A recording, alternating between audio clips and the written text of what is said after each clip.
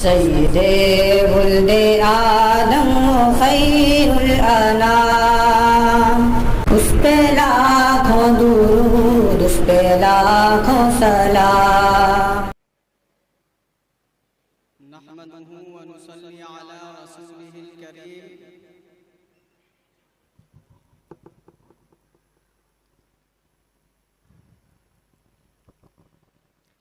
نحمدہ ونصلی علی رسولہ الکریم، اما بعد۔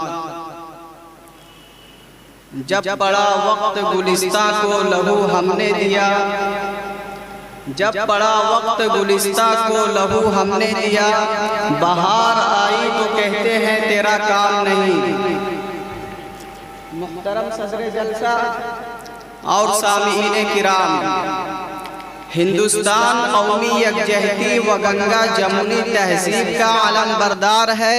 یہ ایسا چمن ہے جہاں امن و آشتی اور اتحاد ملی کے بے شمار پھول کھلتے ہیں۔ یہاں کی فضا میں محبت اور یہاں کے ہر فرد میں آپسی الفت ہوتی ہے۔ یہ ایسا پلیٹ فارم ہے جہاں ہندو، مسلم، سکھ اور عیسائی یکساں طور پر جمع ہوتے ہیں۔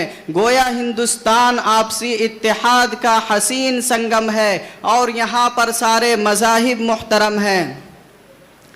سامعین محترم، ہندوستان میں جہاں دیگر ادیان و مذاہب کے لوگ قیام پذیر ہیں، وہیں پر مسلمان ہندوستان کی ریڑھ کی ہڈی کی حیثیت رکھتا ہے۔ یہ حقیقت ہے کہ ہندوستان کی تقدیر کو مسلمانوں نے اپنے خون جگر سے سنوارا ہے۔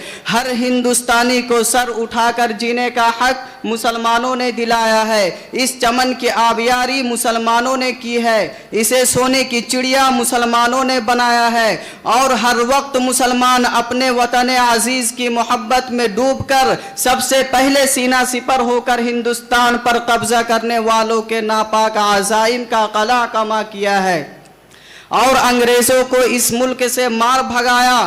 انگریزوں کے خلاف عالم بغاوت بلند کر کے، اپنی جوان بیویوں کو بیوہ بنا کر، اپنے بچوں کو یتیم کر کے، اپنی گردنیں کٹا کر، اپنے خون کو پانی کی طرح بہا کر ہر آنے والی باطل طاقت کا مسلم علماء اور عوام نے مقابلہ کیا اور ان کے ناپاک منصوبوں کی دھجیاں اڑا دی، اور ان سے یہ بات کہہ ڈالی کہ جب تک مسلمان ہندوستان میں موجود رہے گا اس وقت تک اس ملک کو غیروں کے حوالے نہیں کیا جا سکتا، اس وطن کو ہم سے کوئی چھین نہیں سکتا۔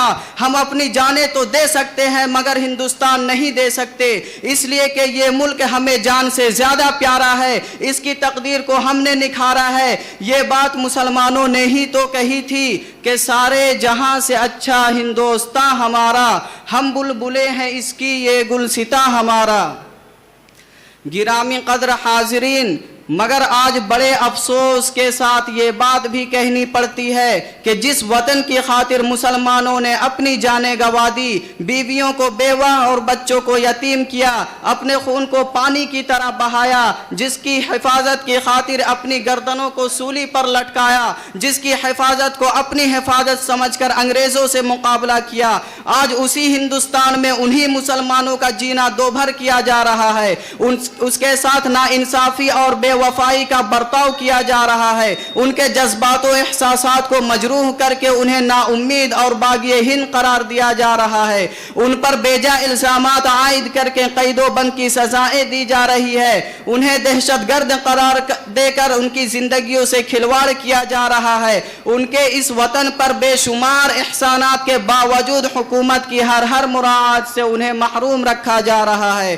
دوسرے الفاظ میں یہ کہا جائے تو بیجا نہ ہوگا کہ ان کے ساتھ سوتیلا سلوک کیا جا رہا ہے، ان کی مساجد کو شہید اور مدارس کو مقفل کیا جا رہا ہے، ان کی عبادت گاہوں کو دہشت گردی کے اڈے قرار دیا جا رہا ہے۔ آخر ان تمام باتوں کی بنیادی وجہ کیا ہے؟ جب معلوم کیا جاتا ہے تو بس ایک ہی وجہ نکل آ رہی ہے کہ وہ مسلمان ہے۔ کسی نے بہت سچ کہا ہے کہ کٹتے ہی رہے بستی میں ہم راہ بروں کی، کٹتے ہی رہے بستی میں ہم راہ بروں کی، آنکھوں میں سلاخیں رہی ہم دیدوروں کی، لوٹی گئی عزت تو ہمارے ہی گھروں کی، کاٹی گئی فصلیں تو ہمارے ہی سروں کی، اس دیش میں برسوں سے پریشان ہیں ہم لوگ، بس جرم ہے اتنا کہ مسلمان ہیں ہم لوگ۔ میں ان مسلم دشمن ذہنوں سے پوچھنا چاہتا ہوں کہ ذرا بتاؤ ہندوستان کو اتنا حسین و جمیل کس نے بنایا؟ مرکز توجہ بنا ہوا یہ لال قلعہ کس نے بنایا؟ ہندوستان کی قد و قامت کی دلیل یہ قطب مینار کس نے بنایا؟ وہ جگمگاتی ہوئی جامع مسجد اور مکہ مسجد کس نے بنائی؟ ہر مقام پر حسین و جمیل یہ بڑے بڑے قلعے کس نے بنائے؟ ہندو مسلم سکھ عیسائی اتحاد کا ثبوت دینے والا وہ چار مینار کس نے بنایا؟ ارے ہندوستان کے ماتھے کا سندور یہ تاج محل کس نے بنایا؟ بالآخر تم یہ کہنے پر مجبور ہو جاؤ گے کہ یہ سب مسلمانوں کی دین ہے، یہ سب مسلمانوں کی مرہون منت ہے۔ پیارے دوستو، ان ساری باتوں کے باوجود ہم مسلمانوں پر ہی ظلم ہو رہا ہے۔ ہر جگہ ہماری مساجد ہے مگر ان مساجد میں عبادت کرنے سے روکا جا رہا ہے اور ان مساجد کو روز بروز مقفل کیا جا رہا ہے۔ مسلمانوں نے سارے آثار قدیمہ بنا کر ہندوستان کو حسن و جمال کا نذرانہ پیش کیا اور وہیں پر اپنی جبین نیاز خم کرنے اور خالق دو جہاں کا شکر ادا کرنے کے لیے مساجد بنوائی، مگر افسوس کہ آج ان مساجد کو بند کر کے وہیں پر انوکھے مندر بنوا کر اللہ کے بجائے غیر اللہ کی پرستش کو فروغ دیا جا رہا ہے، اور اس کے ساتھ ساتھ یہ الزام بھی لگایا جا رہا ہے کہ مسلمان وفادار نہیں۔ ذرا آپ ہی انصاف سے بتلائیے، وطن سے وفاداری کی اس سے بڑی اور کیا دلیل ہو سکتی ہے کہ ہندوستانی مسلمان مرتا بھی ہے تو اسی وطن کی 2 گز زمین میں دفن ہوتا ہے۔ ماجد دیوبندی نے کیا ہی خوب کہا ہے کہ اب زمیں کا بدن نہ چھوڑیں گے، یعنی ہرگز کفن نہ چھوڑیں گے، اپنا ایمان ہے یہی ماجد، مر کے بھی ہم وطن نہ چھوڑیں گے۔